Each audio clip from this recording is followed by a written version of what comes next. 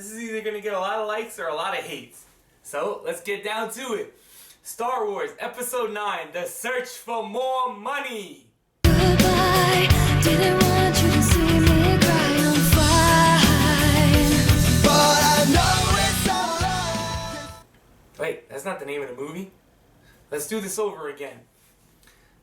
We have a love story that spanned 3 movies.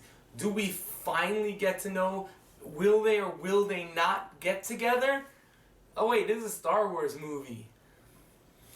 Alright, let's talk about this one, Rise of Skywalker.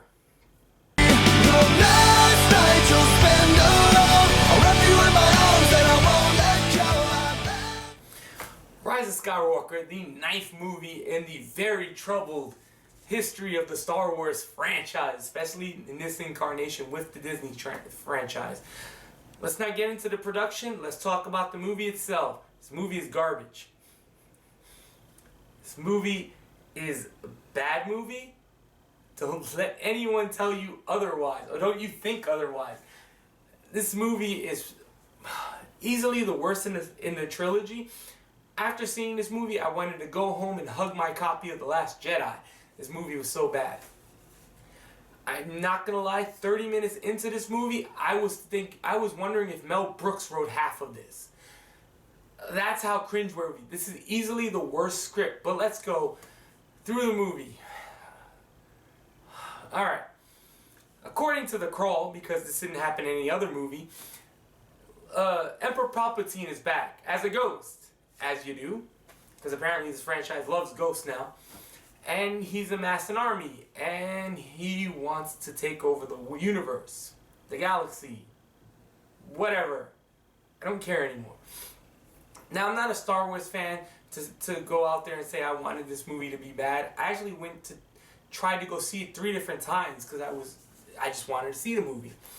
I actually liked Last Jedi, unlike a lot of Star Wars fans, and I wasn't rooting for this movie to be bad, but it is. About the first 2 acts and some of the 3rd act involve MacGuffin chasing. They're chasing relic after relic after relic.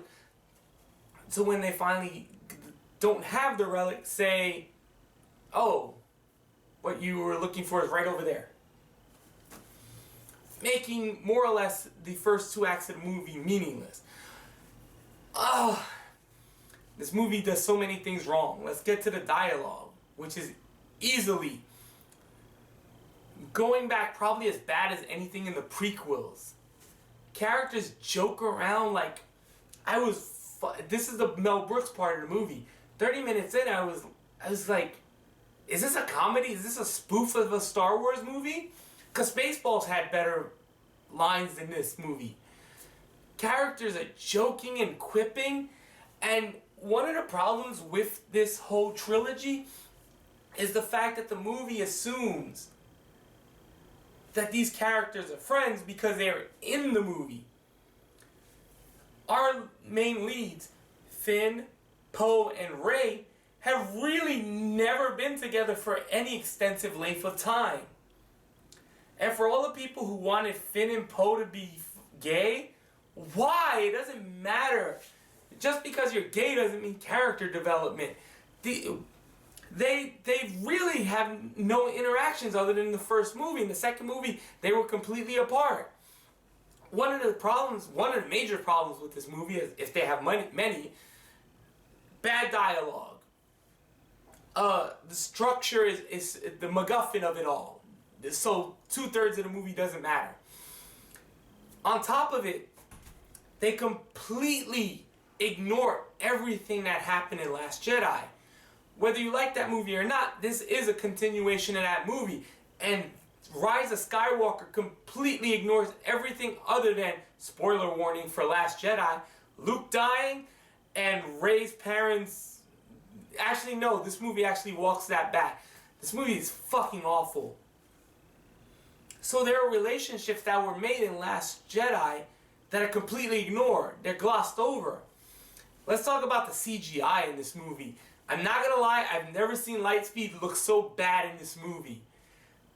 Oh my, the first time I saw Lightspeed, I was like, once again, I thought back to Spaceballs. I was like, is this ludicrous speed? That's how bad the CGI looks. Later on, when you see a flashback of Leia, her CGI, I think Luke's doesn't look terrible. Leia looks fucking awful. It looks every bit as bad as Rogue One, and Rogue One was done 3 years ago, about. If I had to say something good about this movie, I still do like Rey. Daisy Ridley as Rey is really good in her role, and she does have that very masculine power about her, where, you know, I can see guys liking her, I can see girls definitely liking her, because she is finally someone with a Jedi. I like Adam Driver as Kylo, Ben Solo. He's really good in this movie. There are times I think, and I understand why the whole meme's about he's a little bit too pouty and too emo-y. But at the same time, like, I like any scenes with him and Adam Driver and Daisy Ridley, they're really good. Like, those are easily the best parts of The Last Jedi and this movie. Actually, the only good parts of this movie, in all honesty. There are 2 female characters who are introduced into this movie, and they're given no time, and I think they were put there to prove that Poe and Finn aren't gay? I don't know. There's a lot of fan service in this movie, but not in a good way. Like, Lando Calrissian is in this movie, and he's in about 3 scenes, and maybe does nothing. Other than say, hey, we're here. I guess this isn't a spoiler since he's in all the trailers. Palpatine is rather ridiculously stupid in this movie, and his plans don't make any sense.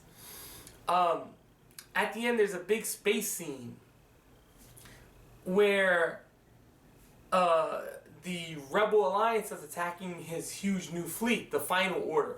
We can only hope. And not one time does anyone in those Star Destroyers think, hey, you know what? We have TIE fighters. Let's send them out to fight those small ships as well. It's just like these small ships attacking these big ships.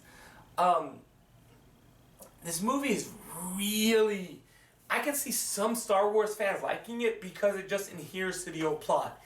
It has the first act, which is the characters who are friends, but we as an audience don't know them as friends, and apparently they don't even know each other. Because there's a scene where Poe Dameron gets something explained to Finn and Rey, and they're like, we didn't know that. I'm like, I thought you guys were friends. What the hell? Poe Dameron, let me get this out of the way, is easily the worst Star Wars character since Anakin Skywalker. And the reason I say Anakin and not Jar Jar is because we saw Anakin laugh. Jar Jar was just an image. Poe Dameron is never funny in this movie. I heard people saying he's going to be the new Han. He does not have the charm of Harrison Ford. He does not have the wit of Harrison Ford. And he's been nothing but an annoying prick in this series.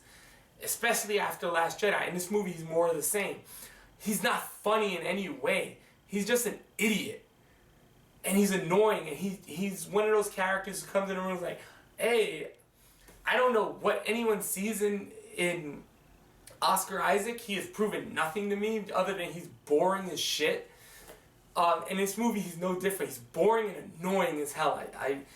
I wanted the best thing I can say about Poe in this movie is I wanted to strangle him less in this movie than I did in Last Jedi, which he was insufferable.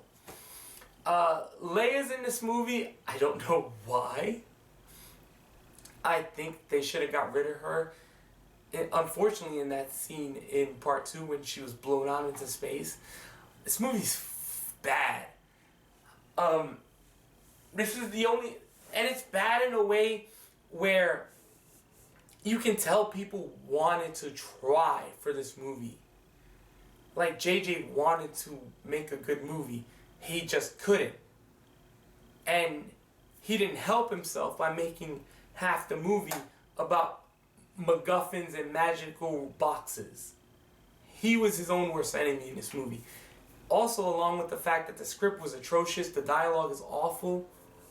The only saving grace in this movie really is Daisy Ridley and Adam Driver and their interactions together. Everything else is awful. Plus, they introduce a new robot because we have to sell toys.